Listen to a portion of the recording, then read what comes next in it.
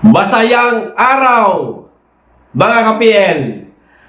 Naglabas po ng memorandum ang BJMP na anila, mga kababayan, meron di umanong party list na kasapi ng CPP na bumibisita umano, mga kababayan, sa piitan at nanghihingi pa umano ito ng pondo sa mga drug lord.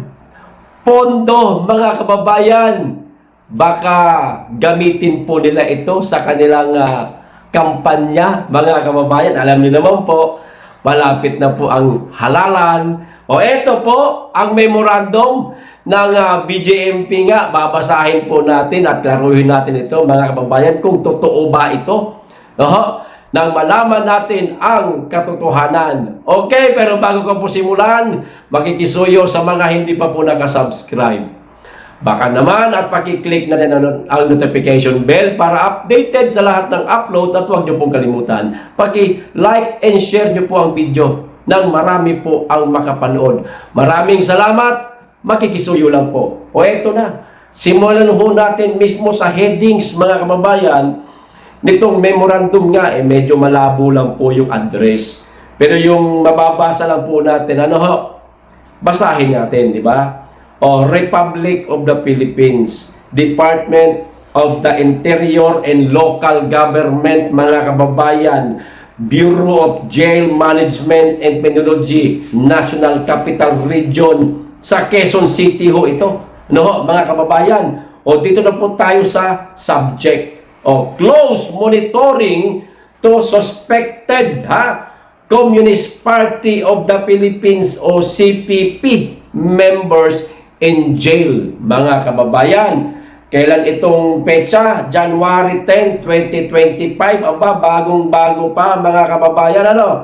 Parang hindi pa yata ito na ibabalita ng mainstream media.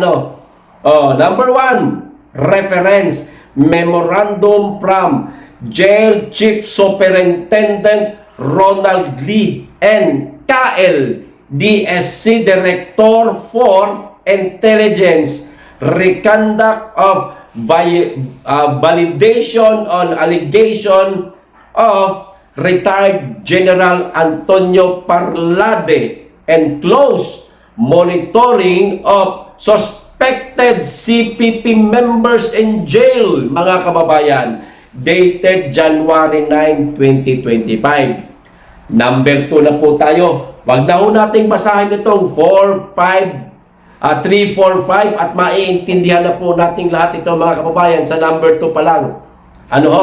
Nang hindi ho tayo masyadong mapahaba. Ito a recent Facebook post of retired Lieutenant General Antonio G. Parlade Jr. alleged that Alliance of Concerned Teacher Act of Party List ito nga Act Teacher, mga kababayan, itong kay Franz Castro, Representative Franz L. Castro is frequenting jail facilities to solicit funds from drug traffickers for the said party list group through the effort of detained suspected members of the Communist Party of the Philippines o CPP. Such allegation, if proven true, does not only undermine the security measures that the law mandates the Jail Bureau to implement, but also puts the BJMP in a bad light, mga kababayan. Maliwanag na meron di umano, mga kababayan, na isa pang hinihinalang miyembro ng CPP na nakapiit ngayon sa yun nga sa nasabing piitan, na di umano ito daw ang pinupuntahan o binibisita nitong si Franz Castro, mga kababayan. At nagsusulisit sila ng pondo sa mga nagbebenta po ng polvoron, mga kababayan. O ito pa isang basa. Mula naman po ito kay Doc Lorraine Badoy, mga kababayan. Kilala niya naman po si Doc Lorraine Badoy. Galit na galit po yan sa mga grupong ito. Sila ni Ka Eric, isa ito sa mga kalaban nila sa kanilang programa sa Laban Kasama ang Bayan. O ito ho ang sabi niya. Sabi ng informant ko, France visits NPAs and BJMP. Then, these NPAs ask campaign funds for drug lords. Totoo ba, France? Hayop. Mga kababayan, paano ko po nakita itong memorandum? Dito ko po ito nakita, mga kababayan, kay Doc Lorraine Badoy na nakakakuha ho ng pansin sa atin kasi nga pati ba naman itong mga nagbebenta ho ng pulburo kung totoo man ito, hinihingihan, ayan, kinikikilan ni Franz Castro nga, mga kababayan, para siguro magamit po sa kanilang kampanya. Aba, matindi itong si Aling Franz, kung totoo man ito. Hindi na nakontento, mga kababayan, sa mga binibigay sa kanila ng kanilang Panginoon. Nangingikil pa sa mga nagbebenta ng pulburon para di umano magamit sa kanilang kampanya, mga kababayan. Ano ho sa palagay ninyo? May katotohanan kaya ito o wala, mga kababayan? Pero, bagamat alleged pa lang po ang sinabi ng BJMP, pero naglabas na ho sila ng memorandum at meron silang hinala, mga kababayan, na baka may katotohanan lahat ng mga nabasa ko ho. Mag-aabang-abang ho tayo, kung ano pa ang mga kasunod na balita tungkol dito, nang sa ganon magawan ng tawag nito parang kaparusahan o sanksyon, kung ano man ang dapat na ipataw dito sa kanila. Sa ganun, matigil itong kanilang ginagawa. Mga kababayan? Okay, dito na ho tayo sa pangalawang pag-uusapan natin. Itong si Ali Soto, mga kababayan, kilala nyo naman siguro ito, na nag-init po habang kausap si Ace Barbers. O ito po ang video, panoorin po natin.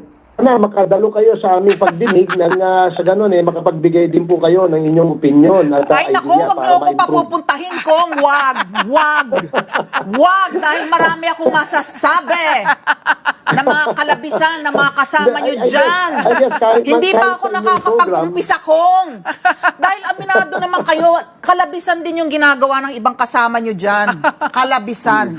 Well, I will guarantee you na dahil ito po ay isang pagtalakay ng issue na may national importance at para po sa atin to at para po sa ating bayan, kailangan namin ng mga opinion mula po sa mga experts kagaya ninyo, pagdating sa journalism, pagdating sa experience, kailangan po natin yan. Dahil kami po, hanggang paggawa lang ho kami ng batas, kami po ay dapat giyahan o gabayan nitong mga expert dito sa industriya nito. Oo. Simple lang kung in much the same way as, we would want people to respect us, ganun din sana yung ginagawad nating respeto sa ating kapwa. Yung ibang kasama nyo talaga,